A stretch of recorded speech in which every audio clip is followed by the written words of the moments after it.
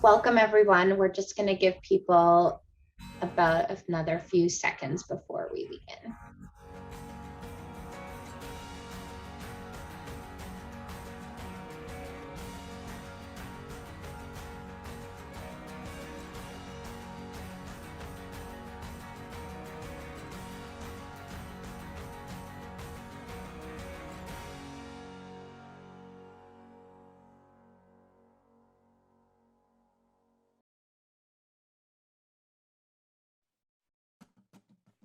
Okay,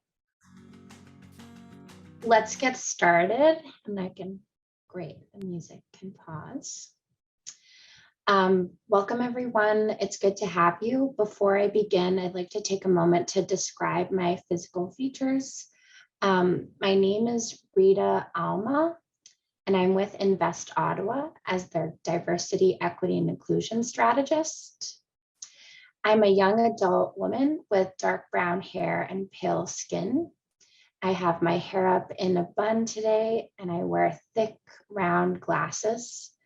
And I'm wearing a black turtleneck with a plaid, beige, and brown scarf. As we're coming together today for the purpose of growing inclusive and equitable environments that support growth and well-being for both for talent from communities navigating disability and for businesses who can leverage competitive advantages in leaning into setting people up to thrive, I want to take a moment to acknowledge the land and the Algonquin Anishinaabe people whose traditional territory we live on and work from. This land is unceded and unsurrendered, which means that it was never signed away or consensually given up by the Algonquin people. Truth and reconciliation has been on the hearts and minds of many people this year, and I want to raise a particular connection between this and disability inclusion work. We know that much of how the world operates today comes from a Eurocentric worldview that became dominant at the expense of Indigenous worldviews and ways of living. There is a direct connection between the marginalization of people with disabilities and the marginalization of Indigenous people by a way of life and an economic system that has deemed the contribution of both groups as less than. We're here now trying to create the space to set things on their correct course. The work of reconciliation and correcting our mistakes and the harms done is crucial and is also the work of disability inclusion. I encourage you now to take a minute to think about one action you can take in the next few days related to driving truth and reconciliation forward. And if you're unsure of where to start, please take a look at the Truth and Reconciliation Commission's recommendations, which I will post in the chat once I'm done speaking. I'm going to do a couple of housekeeping items before I pass it off to our speakers today. So first of all, this is a Zoom event, not a webinar, which means that you can make sure that you're on a mute throughout the entirety of the event. And given the size of the event today, we encourage you to use the chat box to ask questions or make comments. And we'll take note of all of your questions, and we'll be sure to respond to you during the question and answer portion, which will be nearer to the end of the event. Please ensure that your name and, if possible, your organization is shown on your Zoom icon. This can be updated by clicking on Edit if you hover over your name in the participant list. And we understand that being on camera for a lengthy period of time can be challenging, so please feel free to be on and off as you wish. We will be taking some photos throughout the event, and the event is being recorded and will be available for distribution by request. I'm just going to note that, as you've already noticed, we have a couple of American Sign Language interpreters with us today, and they'll be spotlighted throughout the event. We have activated Zoom's closed captioning feature for today's event, and in order to enable closed captioning, please click on the CC icon at the bottom of your screen on the Maximize Zoom screen. If you have any technical issues, you can send a direct message to Sophia Chiboka. And we're gonna pass it over to Earn now, and then we'll have our speakers and then the question and answer period at the end. So just want to say one more thing. Invest Ottawa has been slowly building the momentum, knowledge, and putting the systems and practices in place to help get ourselves in the Ottawa ecosystem on the path to equitable and inclusive futures. These events are just as much educational for us as we hope they are for you. And with that, I'm turning it over to Lee Kelly from Earn for her opening remarks. Thank you. Thanks, Rita. Hi, everyone. My name is Lee Kelly, and I am the Director of the Employment Resource Network, otherwise known as Earn, at United Way East Ontario. I will describe myself as a young adult woman with curly brown hair currently pinned up, pale skin, and glasses. I am wearing a black and white checkered top, and I am sitting in my home office. Earn is a community initiative led by United Way East Ontario that brings together in partnership employers, service providers, and other stakeholders with the goal of increasing employment opportunities for people with disabilities and promoting inclusive and accessible workplaces. Earn's mission is to support our network of employers, service providers, and stakeholders to empower people with disabilities to fully participate in the labor market by providing our network with the knowledge, resources, and supports they need to increase employment opportunities for people with disabilities. Evidence tells us that there is a very strong and compelling business case as to why organizations should ensure that their workplaces are diverse and inclusive. But we also know that there are still a lot of myths and misconceptions out there that need to be dispelled, and that education is key. Our network members participate in networking events, learning sessions, and other activities to help people with disabilities find jobs and to provide professional development for employers and their current employees.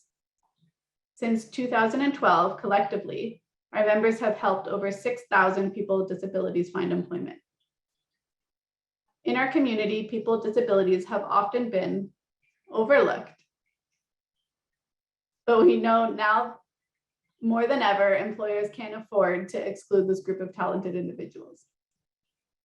As an example, we know the fear of the cost of accommodating an employee with a disability can hold recruiters back. Many employers believe accommodations to be very costly. However, workplace accommodations for employees with disabilities are most of the time $500 or less, and oftentimes have no cost at all. In fact, employers who foster a culture of accommodation reap many benefits, such as improved interactions among coworkers, greater company morale, lower training costs, and increased retention. We also know that it impacts your ability to attract talent in general, with 47% of millennials taking workplace diversity and inclusion policies into consideration when deciding on a new job. Disability can happen to anyone at any time. Don't we all want our workplaces to be inclusive and accommodating? We want to help you access this untapped talent pool and increase your likelihood of getting the right person for the job, as well as support your accessible workplace practices. I hope you enjoyed today's conversation with our panelists and that you can learn from them. I would now like to introduce you to Anna Karina Tavernier, who will be leading the panel conversation today. Anna Karina is an award-winning communicator and community advocate. She has worked on both sides of the camera, combining journalistic storytelling with corporate communication leadership. She has filed stories for CBC, CTV, and CNN about issues surrounding disability and aging, and also about the invisible talent pool of people with disabilities. With that, Anna Karina, thank you for being with us today, and I'll now turn it over to you. Thank you so much, Lee. Let me give you a description of myself.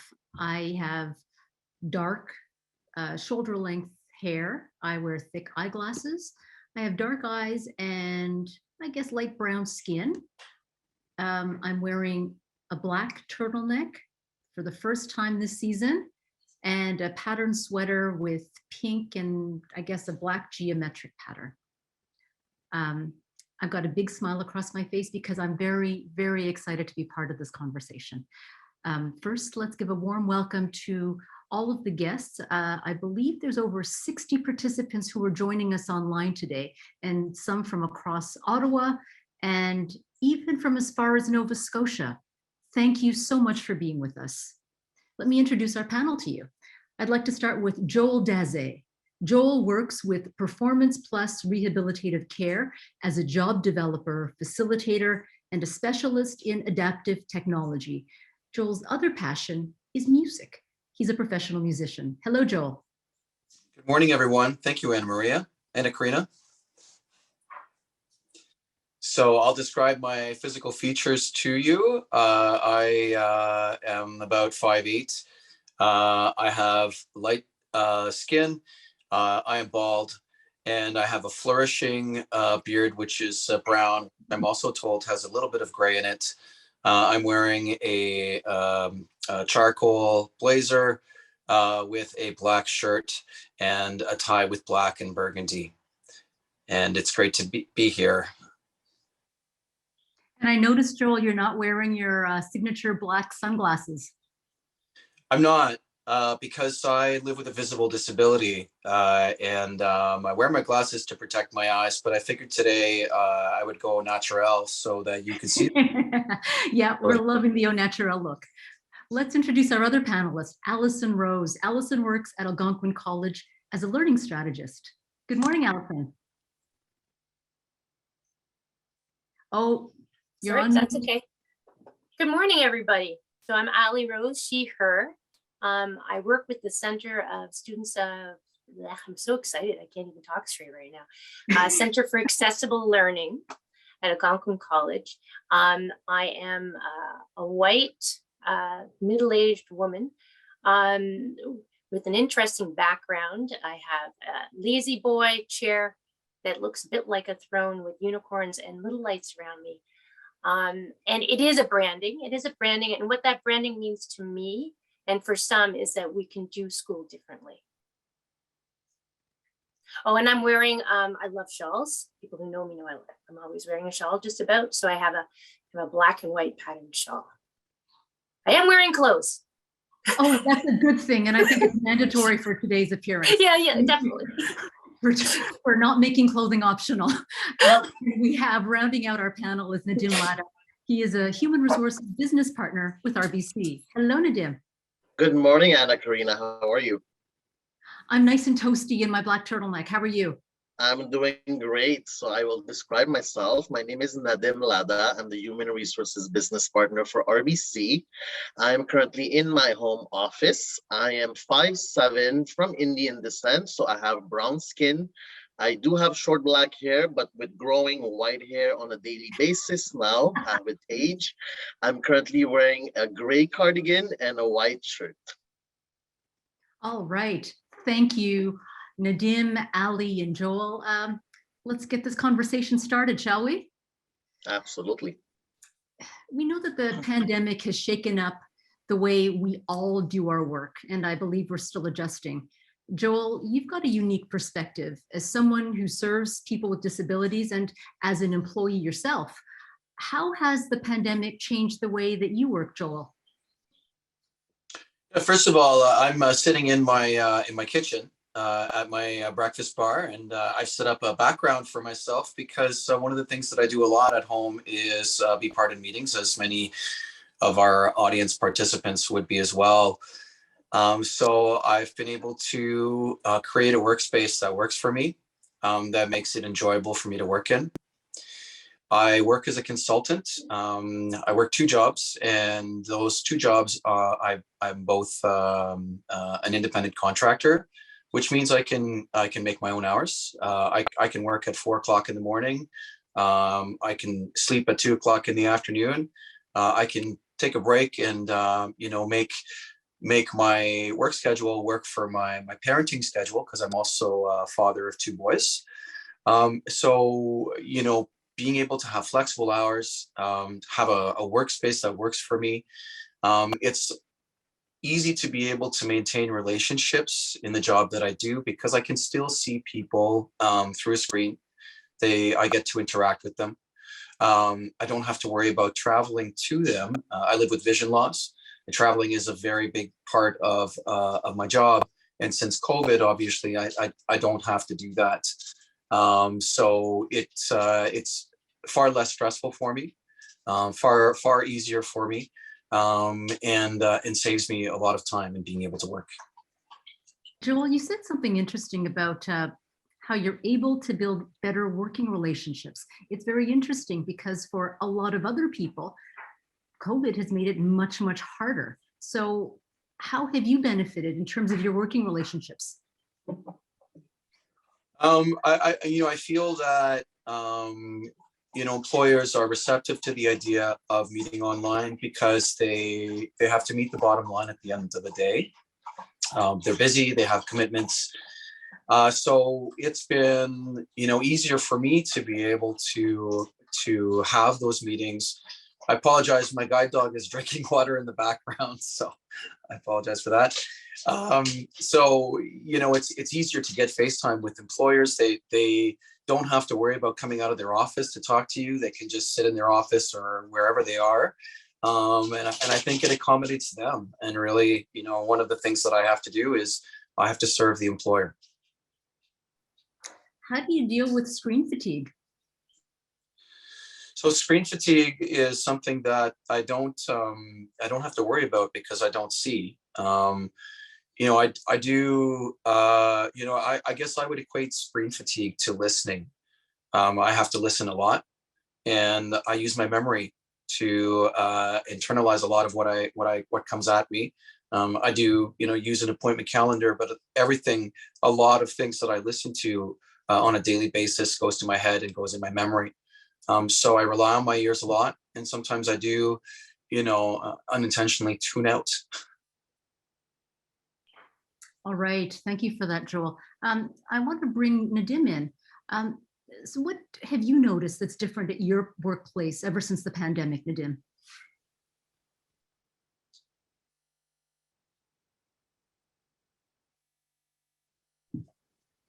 You're muted. Sorry about that. I have to say the pandemic has been a real wake-up call to disability in the organization, because what we've noticed is that because of all the additional health and safety protocols that we put in place, because of loneliness, because of the increased mental health issues that we have seen because of the pandemic, because of the anxieties that people are going through, a lot of the individuals were able to verbalize that they have invisible disabilities that their managers, the leaders may not be aware of.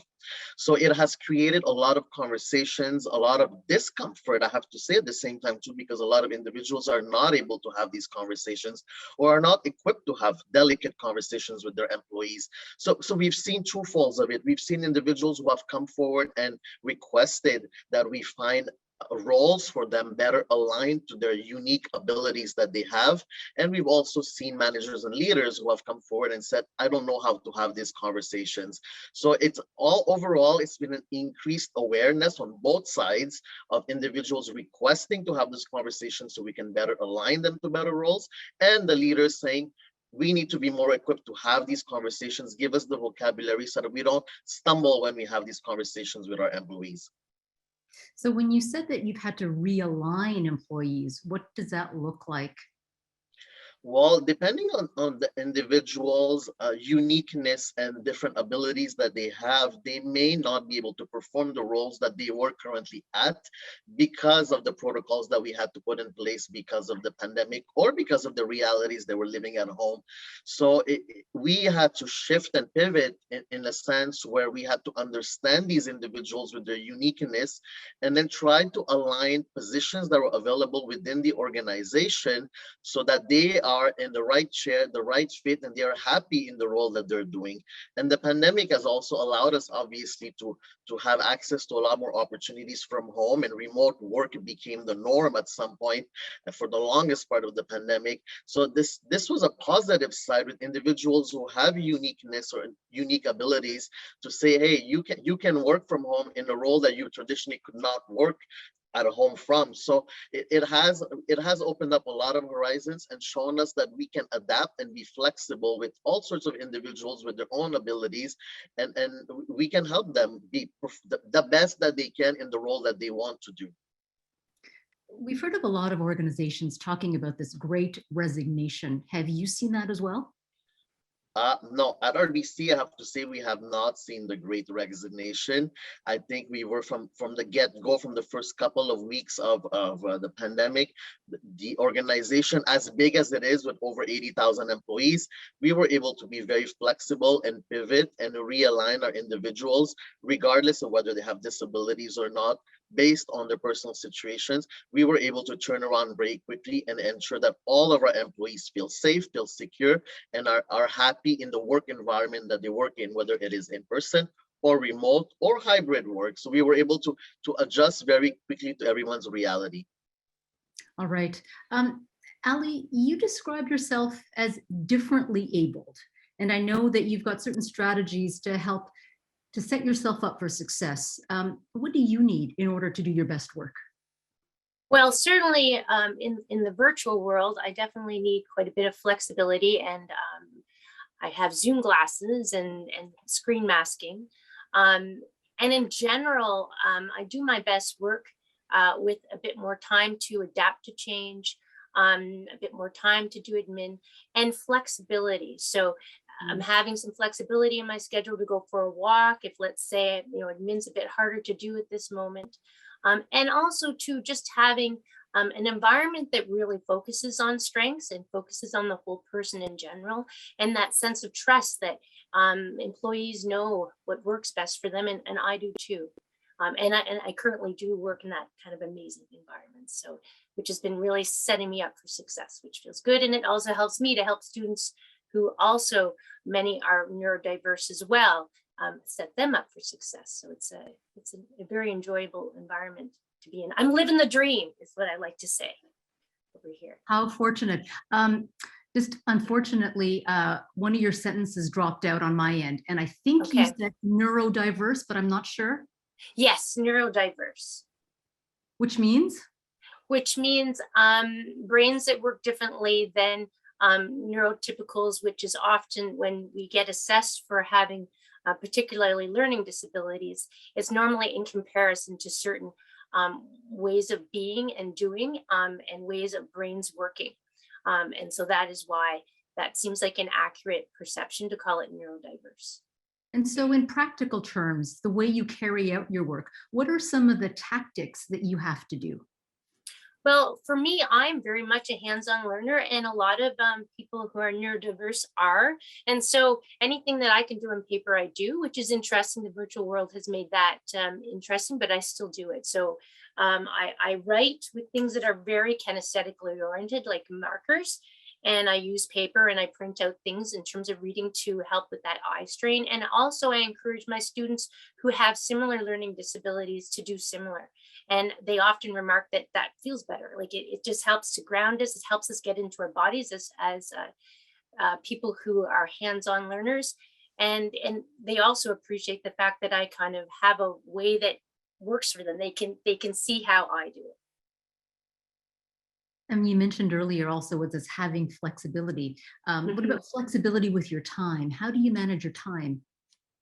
Well, yes. So the thing about the virtual work world is that it does take more time. It takes more time for me, I will say, and it takes more time for students. And there's things around technical issues too. So I tend to have admin between my sessions, and so that gives us a little time if we need it. If we're having difficulties getting on, it also gives me flexibility if I need to go for a walk, or it gives me the flexibility to do admin during that time. And lunchtime, like I might choose to go for a walk in there too, right? So I do like that. I like the fact that with my accommodations, it's built in this flexibility so that I can adapt. And I can also give students more time to adapt too, because we often are in that kind of, oops, my brain's not working well today or this way today. How can we do it differently?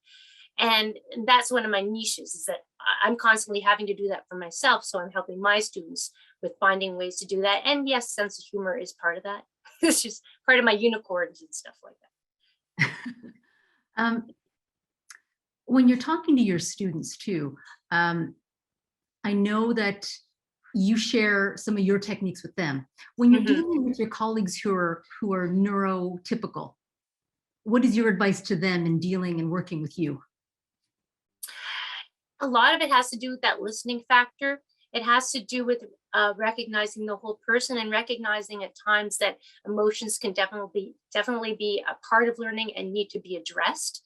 Because a lot of people who are neurodiverse, that emotional component, that hands-on component is very much a part of our learning process. And so sometimes, you know, that heart conversation needs to happen before we get to, let's say, the executive functioning task. My coworkers are absolutely amazing. They've definitely helped me to shine.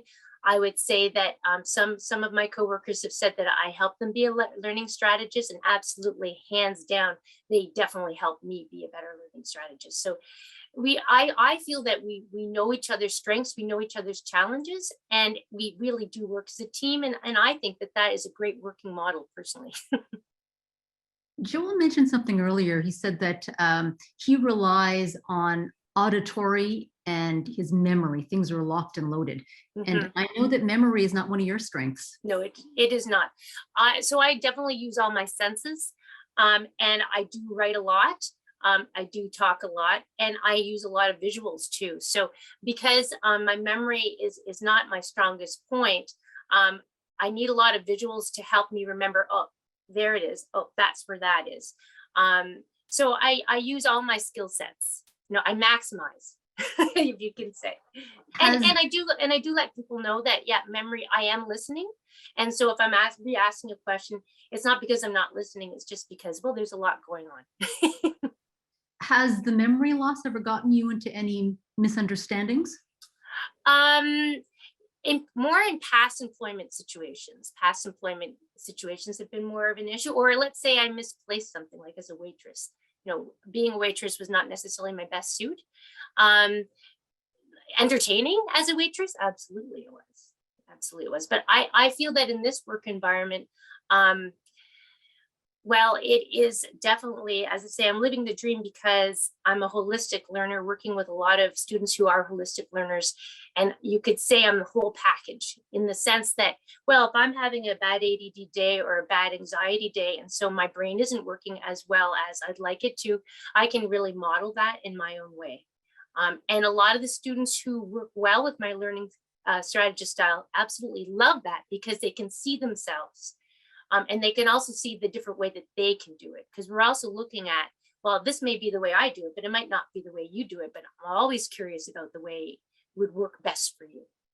And so when you're having one of those, as you call, a bad brain day, how do you flag your colleagues and your supervisors? Well, sometimes it has to do with team meetings. There's a lot of stimulation in team meetings, and there's a lot of input, which is great. I'm so happy to be a part of the team and included with the input, but some days are a little harder than others for me to give that input on the spot. So it's really built into the accommodations in many ways, that if there's decisions made that I may need some more time to get back to them on that, or that my first response might not be the most thought out response at the time, that there might be more, you know, even better stuff to come. You could say, like, I'm a, you know, good tasting, long aged wine, you know, or slow cooking. So I get more tasty later on. Okay, Joel, I want to find out from you, what are some of the strategies that you employ so that you can do your best work?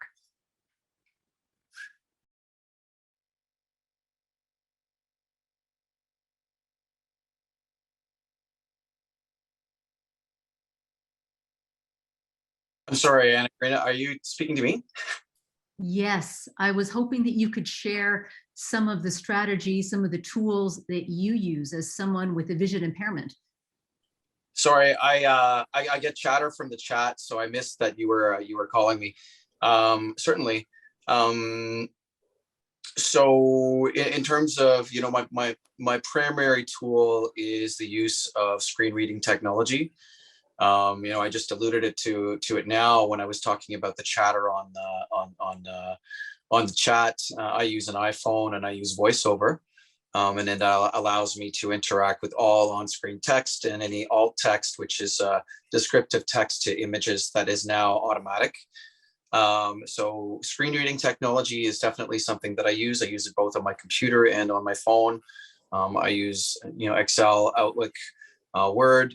One of the big tools that I use is I'm very tactile. So I'm not a mouse user. I use shortcuts to be able to make my work efficient. I have a plan that I keep to every week, every day to keep me on task so that I follow through. I make sure that I have access to things very quickly. So if I'm, if I'm, for example, I run my own business and I need to have access to YouTube links very quickly. So I have that available to me.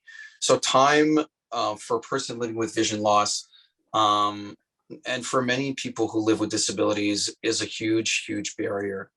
And I need to offset the time that it takes me to do a task by finding creative ways to be able to do that. I'm going to demonstrate that real quickly right now. So you're going to hear quickly.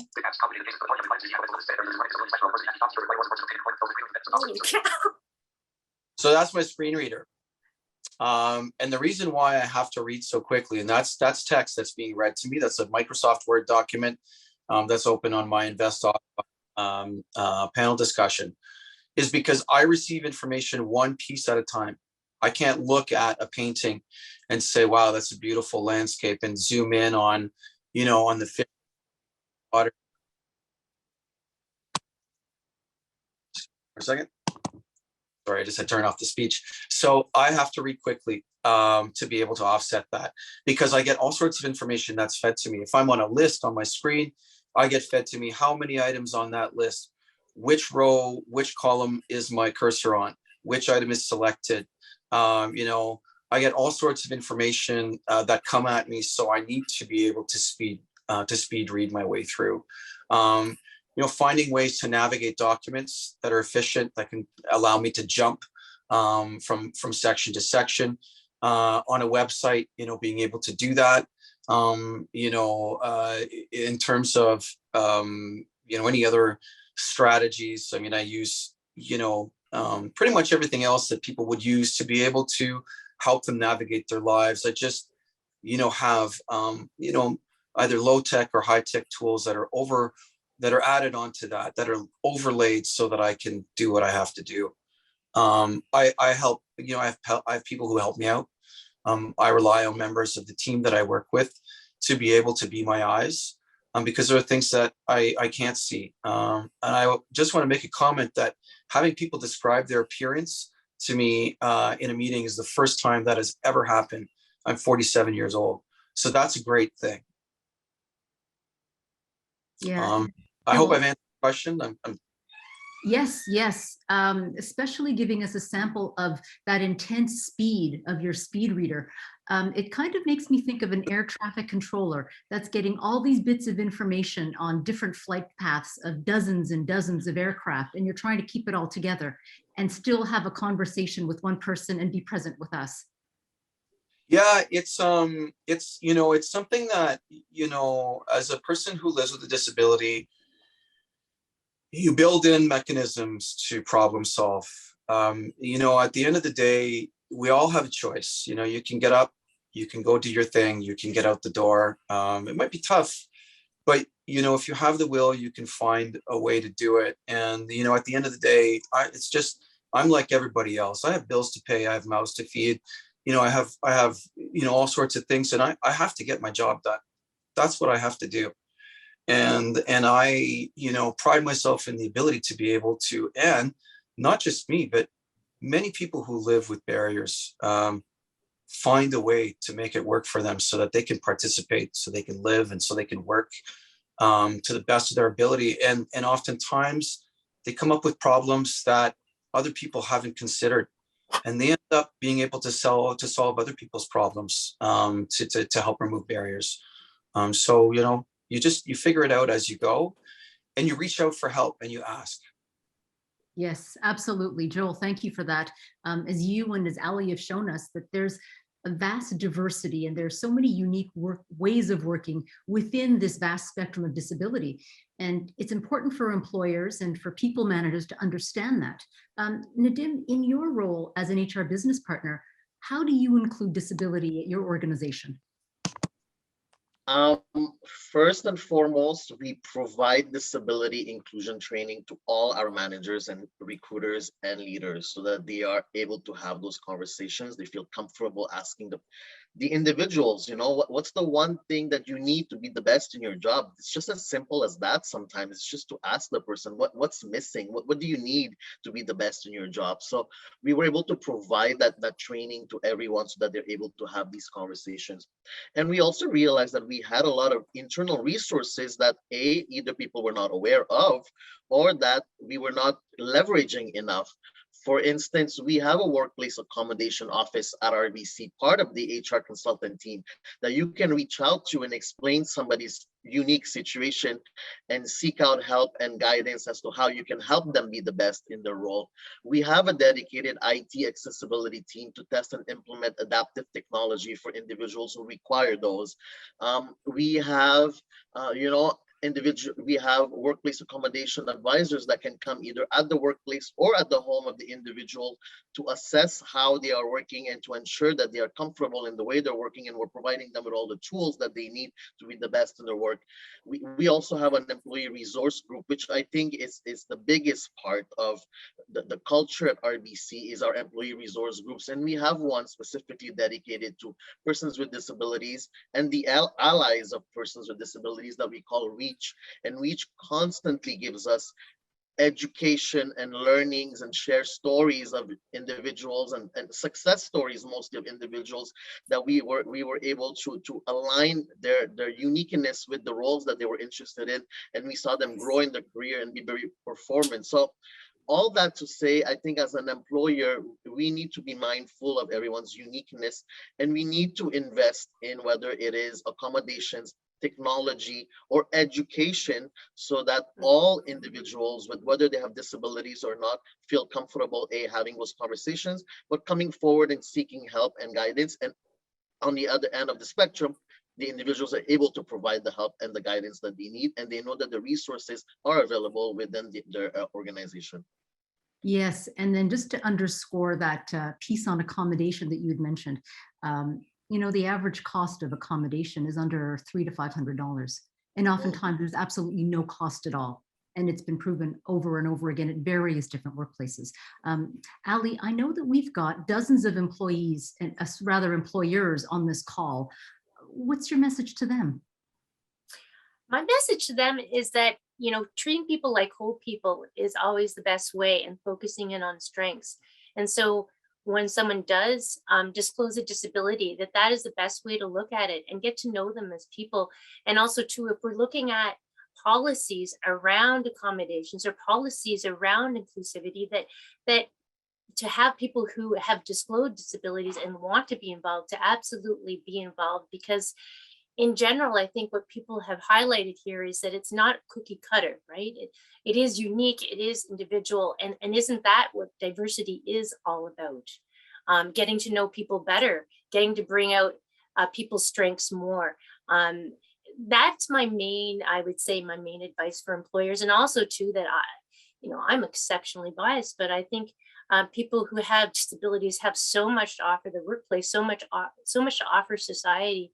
And one of those things, and I'll say just from my point of view, because in past employment situations, I have been harassed for having a disability, that a lot of us are very, very committed to the job. If we like the job, if we're treated as equals, if we're treated with a sense of value, we tend to really, I'm going to say, I guess maybe this is a plug for myself. We tend to really step up to the plate. We tend to be very, very committed, and we tend to be long lasting, at least in my case.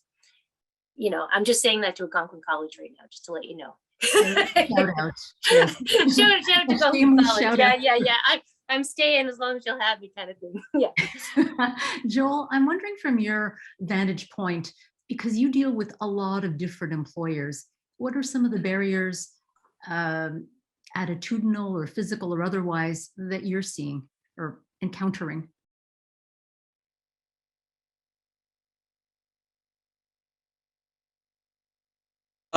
So thanks very much, Anna Karina. I would say that, one of the things that we're encountering now for, in terms of, where the employers are coming from is, of course, we have vaccination policy, which makes it difficult for us to be able to always get candidates in the door to the employer because they're not fully vaccinated, because of impact of disability or for whatever reason.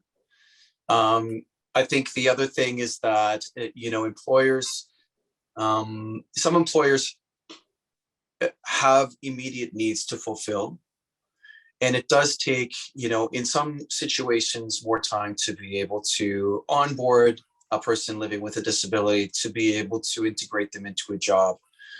So because the employer has the immediate needs of the business to fulfill, they can't necessarily devote the resources to be able to help that individual integrate into the job.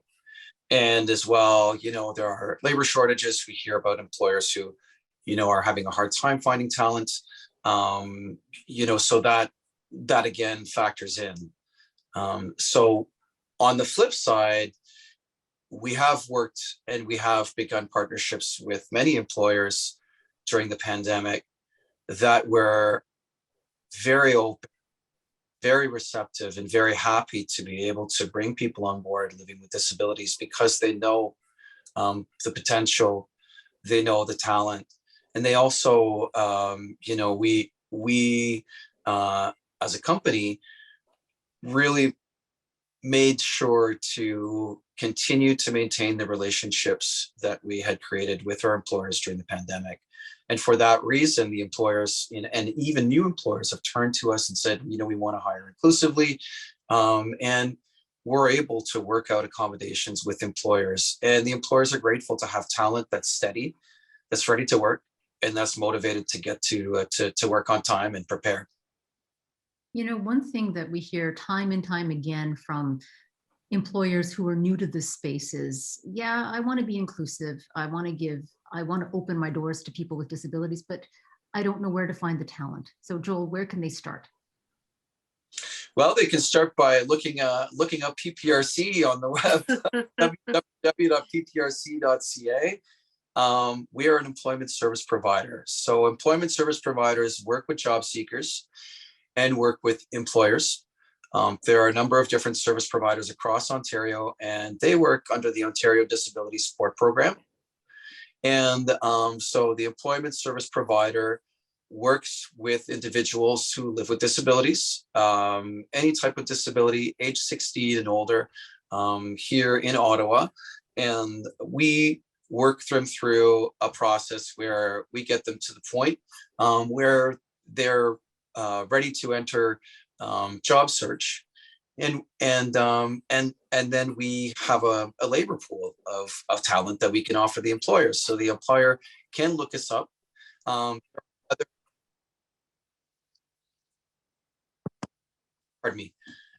So the other thing to consider is that we do have online recruitment platforms. There's a new platform that I'm going to plug today called Jobsability, created by people living with disabilities, for people with disabilities and employers, which is aimed at removing barriers, bias barriers that you might find on other recruitment platforms. So this is an online means of being able to of recruit talent. We've, as well, we have the Ontario Disability Employment Network, which is ODIN. We also have, obviously, EARN. So these networks are a great way to be able to find talent. You can go on the web and look up Disability Employment Ottawa, and you'll find out all sorts of information there. But I do recommend, if you are looking for talent and you're not sure, I would seriously think of engaging in a conversation with a service provider, because they can help you identify your pain points. Is it that people don't want to work during the day? Is it that you're having a lack of productivity during a certain point of the day? Do you need specialized staff?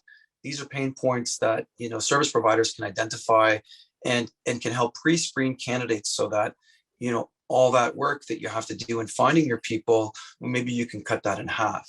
And we really, analyze the job. We analyze what the employer is looking for to be able to make matches based on what the employer is looking for. And when the match is right, it leads to a successful outcome for the employer and for the candidate. Yes, yes. Nadim, where do you like to go to for sources to find talent with disabilities?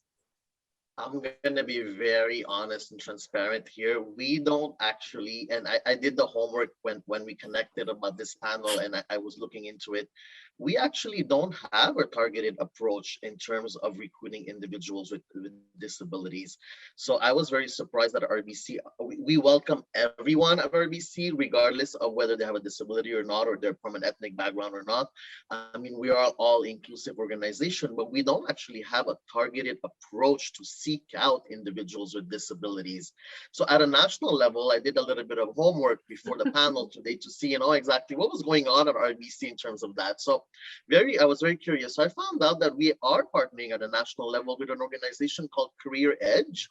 And Career Edge is an organization dedicated to providing paid internships to persons with disabilities. So we offer 6 to 12-month contracts, and we have had more than 200 persons with disabilities join RBC thanks to Career Edge. So that's at the national level. At a local level, I would say in Ottawa, I'm glad that Joel is giving us all these examples on how to reach out, because I'm taking notes, Joel, and I may reach out to you after this panel to continue this conversation, because I think we need to find ways to be more actively and intentionally looking and seeking out individuals with disabilities.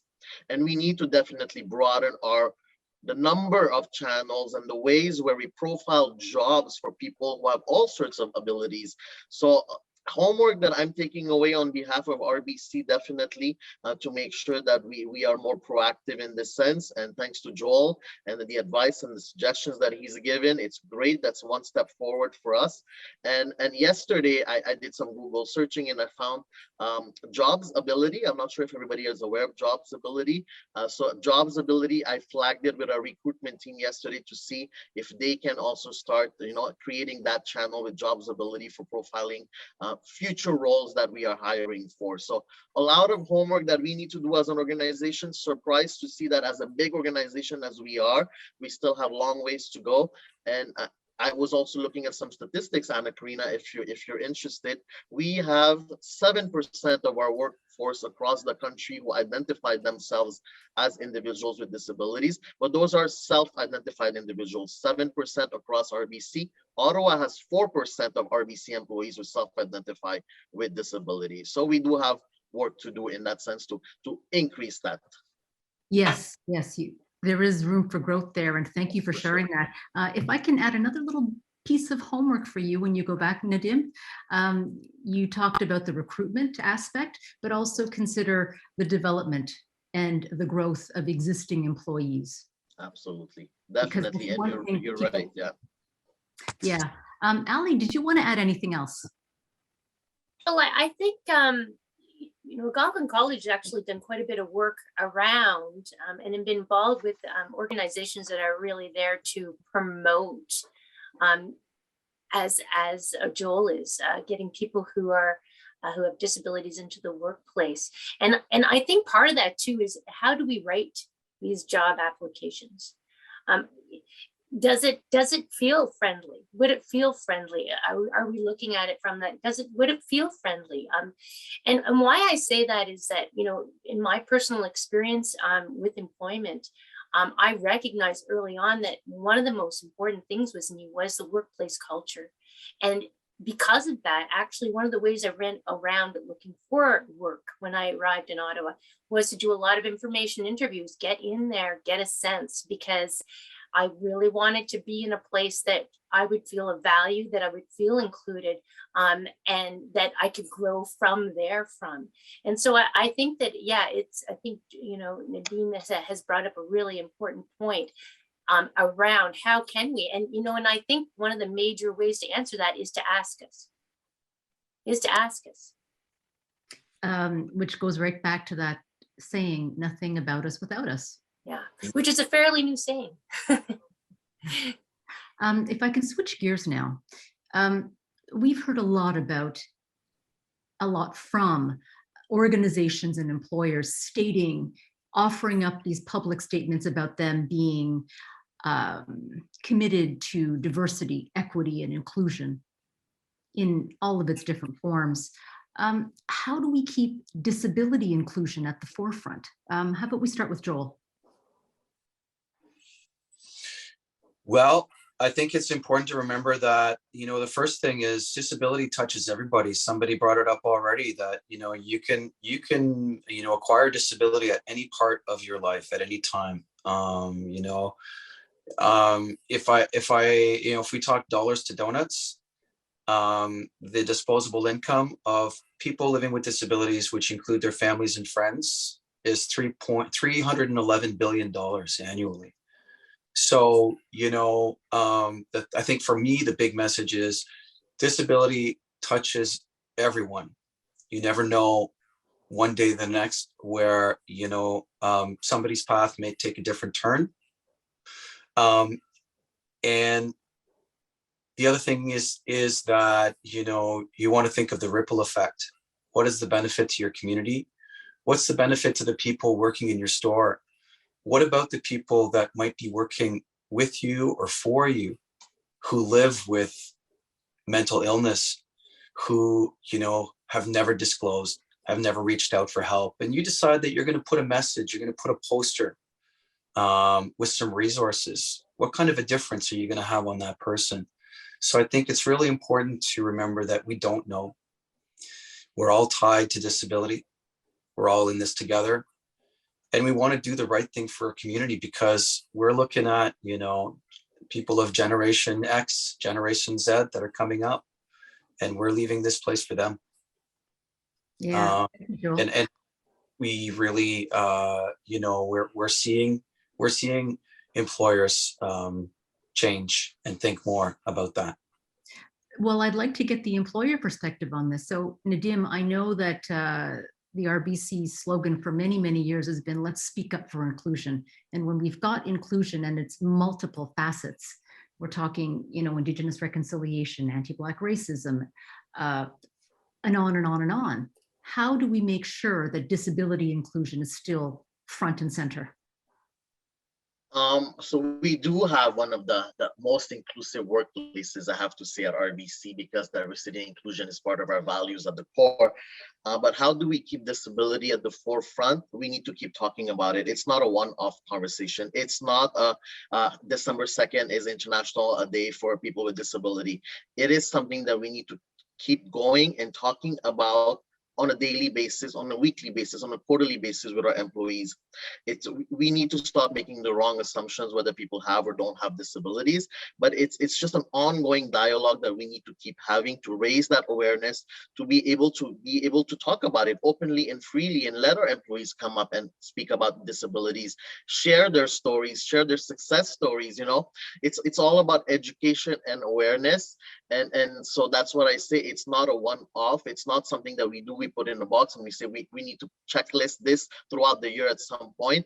For us, it's something that we need to keep having a conversation about on a daily basis so that everybody is aware of this dimension of the humanity and how to help these individuals. So that Alison looks I surprised love by that sentence. Could I just say something? I love that term, dimension. I really love that term, dimension, which is part of my branding. And with ADD even, there are terms that say, the added dimension. I think there's something to that. And so I just want to congratulate you on a great word that I resonate with deeply. It's all about breaking down the barriers for all the people, and I'm going to use that word again, with various dimensions of human uniqueness. Yeah. I love that sentence because it just says it all. We need to break the barriers and biases, and actively and intentionally, right? That's the purpose. So that's why there's work to be done, but the work needs to be going on a daily basis. You know what I love about what you just said? Not just that you invited us to check in on you you in your homework, but also the deliberate, intentional language that you've used. And I think that is one of the ways is the way we communicate, the way we talk about disability as another way of doing things. That goes a long way in shifting perspectives. We've got a little bit of time here, and I see that the chat has been active. We've got a question from the floor, and how about we throw it to you, Ali? Are you game? Sure. It's like, what's the question? It is, what advice would you offer to employer organizations on how to be inclusive of persons with disabilities, keeping in mind recruitment, onboarding, and retention? So something we haven't already discussed. Well, again, I am a firm believer that the writing of the job, the way the job is described, I think it's good to look at, well, again, this is the lens where Ali comes from. Is this neurotypical? Is it written in a neurotypical way? Are there ways to write it in a way that shows, oh, this is a creative organization. Oh, I think I could move in here. So that's the first thing. And the other thing is just the interest around that. So as an organization, to be looking at and creating surveys to look at, okay, ideally, how many people are getting in who are disclosing that they have a disability, and are they feeling that it's inclusive? How could they feel it's more inclusive? How do they feel that they can move up in the organization, and how can we promote that, or how can we make it easier for someone who has a disability to move up in there? And the other thing too is, even in the job application, there can be more information around flexibilities around interviews, because there's many ways an interview is exceptionally neurotypically based. Panels, ironically, I'm doing well here, but panels is one of those things, being overstimulated. People who have anxiety, they might perform really well on one-on-one in their job. They might be applying for as one-on-one. So why are we insisting that these applications need to be done, or these interviews need to be done via panel? So there's lots of things I think that can be done to improve.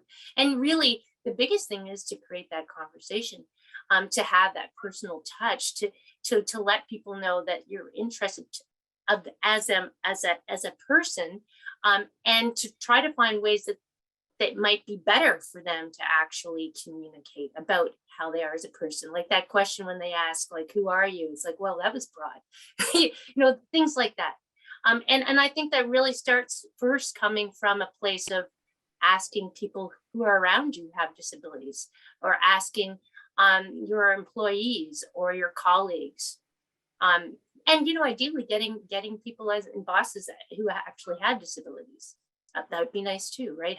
So people who have disabilities have more influence on these organizations. And personally, I think it'll be a more fun place to be, right? You can imagine if I was leading an organization, how fun that might be.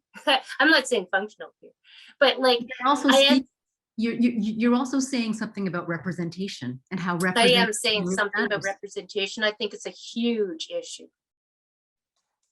There is another question about policy and procedure here, policies and processes. So I'll throw it to either Joel or Nadim. What policies and procedures to support disabilities do your employers or organizations have to encourage clients or customers? Okay, start with that. So it's Joel here. So I'll list off a couple of things. So targeted hiring for people living with disabilities. Application processes that might be alternative to the regular means of applying online and submitting an online application. Reverse engineering of a job to say, not what do you have that can sort of, this is what I have to offer. What can you do? It's, you are the person, and what can I offer you in terms of types of skills or tasks that you could do.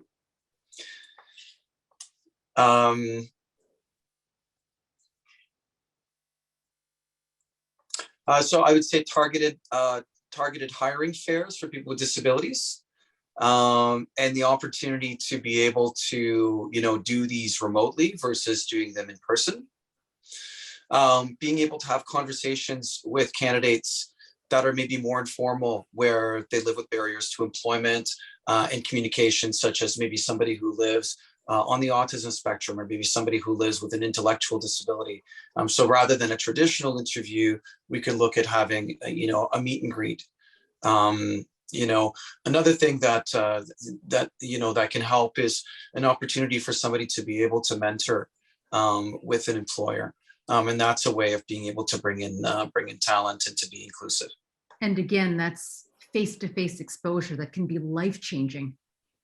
Yeah, and we partner with the National Mentorability Program through the Canadian Association for Support and Employment, and we do our mentorships as well via Zoom, and they work just well. If somebody has a desire to work as an administrative assistant, or doing some office support work, then those are matches that are easily these easy to facilitate and arrange.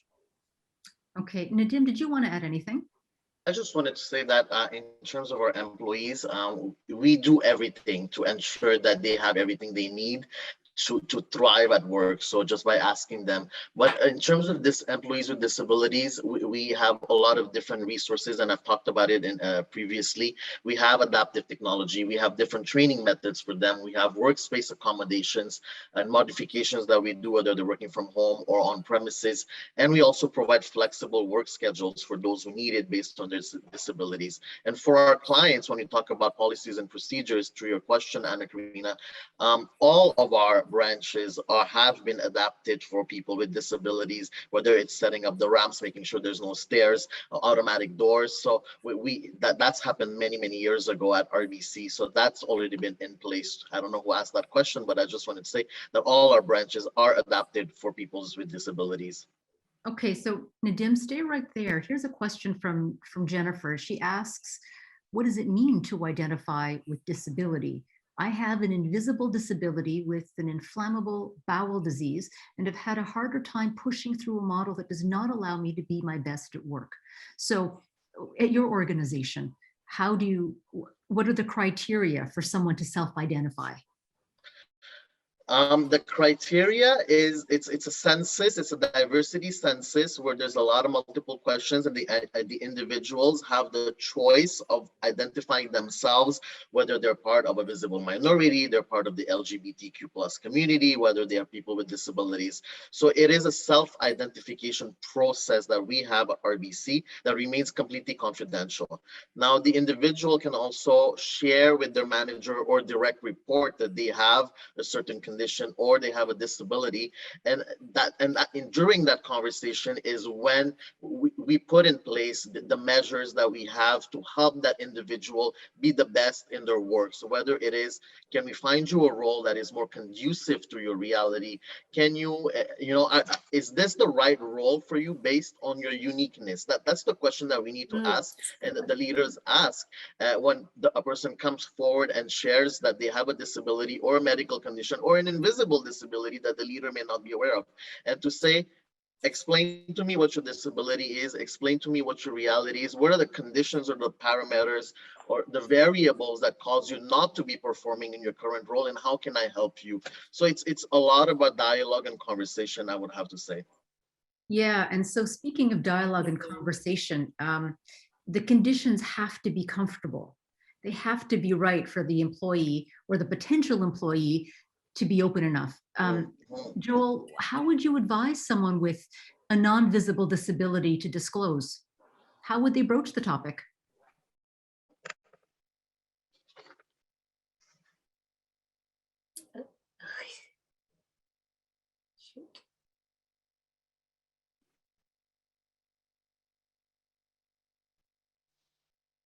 So when we talk about disability in the workplace, so we want to, when we're looking at, disclosure, first of all, if you're looking for a job, then there's no need to disclose your disability if you have an invisible disability. In terms of disclosing, I think what's really important to stick to is that when we're looking at a barrier, we're looking at a barrier to do the job, right? So, you know, if I'm going to disclose my disability, I'm going to go, you know, to the employer and say, I need extra time to be able to do my tasks because I use a screen reader and the information that I get is limited.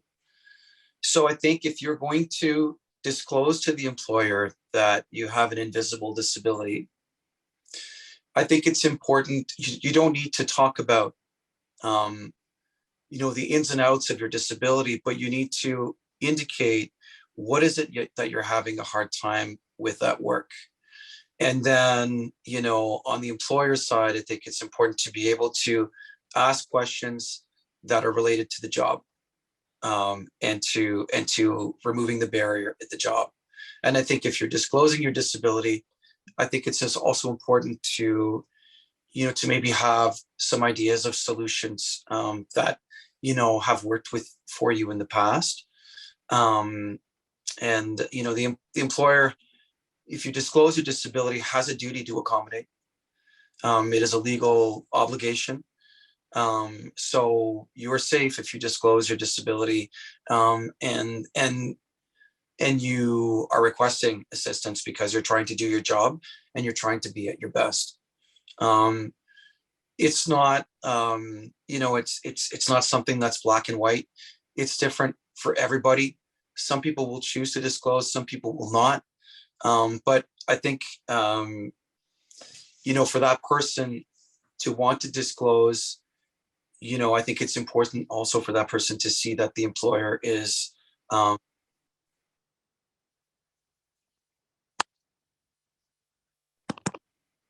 that's all for me. Thank you so much, Joel. I think you've helped put some language around what is often an uncomfortable situation. Here's a question for you, Ali, and it goes back to a comment that you had made about panels being challenging for you. So the question is, panels are considered best practice from a diversity, equity, and inclusion perspective because multiple perspectives can help to reduce bias in evaluation. In that sense, how do we reconcile the two? That's a really good question. I think that's a really good question. Well, maybe that there are ways that, I mean, I think you can ask people how that might work. Maybe there's ways that other people can be there, but not necessarily in such a stimulating environment. I mean, I think Joel brought up a really good point about having it feel more casual. So is there a way to help make that situation feel more casual? And the other thing too is, well, then could it be that this person gets to have maybe more one-on-one individually, perhaps? I mean, I think this also has to do with the nature of the people that are actually being interviewed, right? For some people, like panels aren't like, some people shine in these environments, and good, because they'll most likely get the job, right? They'll have more opportunity to get the job because of it. And you know what I'd like to say is, let me think on that, right? You know, here I am with this whole processing, an interesting processing ability. I really do want to think on that. And if there's a way for me to get back to this person, that would be great. It's a good question. It is. It is. I'm wondering, Nadim, as an HR business partner, what insights would you have to reconcile this issue of panels being best practice and yet could be a barrier for people with certain disabilities? Yeah, absolutely. You know what? It could be a barrier with people with disabilities, but what I have to say is that we if we make the wrong assumptions about people's speed to proficiency, then we are limiting ourselves too in our productivity. So we need to be better understanding of their realities. So it's tracking from an HR perspective. I have to say that the message that I have for leaders out there, for employers out there who are listening today, is from day one, get it right from day one. You know, it is proven that when an employee joins, whether they have a disability or not, when somebody joins an organization in a new role, there's a lot of nervousness and there's a lot of stress. So break that down from the get-go. And to Ali's point, that one-on-one and that frequent one-on-one, especially at the beginning of somebody joining your organization, will allow them to open up to you, but they will also allow you to better understand what they need to be the best at their job, what accommodations that they need so that they're able to perform. And it's to just keep that ongoing dialogue to ask them what is it that they need to be the best in the role and how can we adapt and be flexible with them. And also tracking and recording. Oftentimes what happens is that they change roles, individuals change roles, or the managers come and go, and those conversations are lost. And the individual who did share a lot of their personal stories about their disabilities and what they need to be their best is lost somewhere along the way because we didn't track and we didn't record those conversations. So keep that somewhere on file so that when the next person comes about, that person with disability will feel even more embraced and they'll feel even more the love because the next person will already be aware of their reality. So that's my message that I have to say, is that we share a lot of best practices, but at the end of the day, it's conversation, it's dialogue, and it's recording it and tracking it and making sure that those one-on-ones continuously happen with the individuals who require that extra care or that extra love. That extra love. How often do we hear that in a business channel like this? Thank you so much. We're running up against the clock. And I should hand it back over to Lee, but before that, you have given us so much to chew on. And I know that this was just a first conversation. And Nadim, like you said, like you requested, this needs to be ongoing. And so for all of you employers and employees out there who have the benefit of having an audience, talk about disability, talk about the value, talk about what you need and how it can improve your organization. Because we know that one of the ways to break down barriers and preconceived notions is to get other people to have a better understanding. And we do that by sharing our stories. And I want to thank all three of you for doing just that. This has been a wonderful learning for me. And thank you for inviting me to facilitate the conversation. Thank you, Anna Karina. It was a pleasure. It was a great conversation. Thank you, Ali. Thank you, Joel. And thank you, Anna Karina, for the invitation. My pleasure. And on that note, I will hand it back to Lee from EARN. Thanks very much. Thanks, Anna Karina, and thank you, Joel, Allison, and Nadim for sharing your experiences and knowledge with us today. I certainly appreciated the conversation, and I can only imagine that our audience did as well. There were many chats going on. I'm still looking at them now as I'm rambling here. A lot of resources were put into the chat as well, so I encourage you to take a look at that. The EARN network is continuously working hard to promote inclusive and accessible workplaces. We have a strong network with over 115 members, and we're always happy to welcome new members and voices at our table. If you would like to join the network, please feel free to reach out to Sophia or myself. We'll pop our emails in the chat, but we're also on LinkedIn, Facebook, Twitter, or at earn-pal.ca. We hope that today encouraged you to open the doors of opportunities to people with disabilities, to learn from other employers, service providers, and stakeholders, and to leverage the resources and knowledge put forth. In doing so, we'll empower people with disabilities to fully participate in the labor market. We would also love to obtain your feedback, and we'll be sharing a survey by email, which is to gauge the impact of this event and to ensure that the information we're providing to you is helpful. So thank you again for attending, and I'll now turn it over to Rita.